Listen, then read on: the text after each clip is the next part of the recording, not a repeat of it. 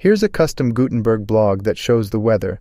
It has a temperature attribute with an expression that adds degrees Celsius to the attribute value. It also has a type property, which is a select with values like sunny, sun and clouds, cloudy, and rainy. Now, we want to display an appropriate icon based on the selected type value. We'll use the new block condition action for this.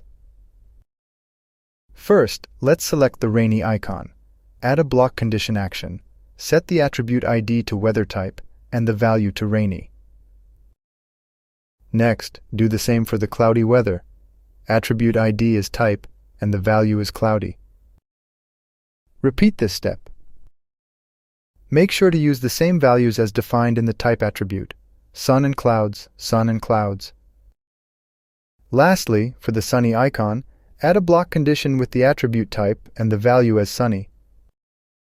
We've used the block condition action on each icon to display it only when the attribute type value matches the icon. Now let's export the plugin.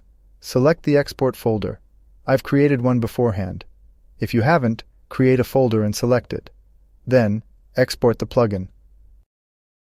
The plugin is exported, and the main PHP file for the plugin is generated and placed in the project. Go to the WordPress dashboard and click on Plugins. Activate our weather card. Let's use the block on a sample page. Here is our post weather block. Let's test it. For temperature, enter the value without the Celsius, like 20. Then, try sunny, sun with clouds, cloudy, and rainy. In this way, we've used the block condition action to display the correct icon for the weather type attribute.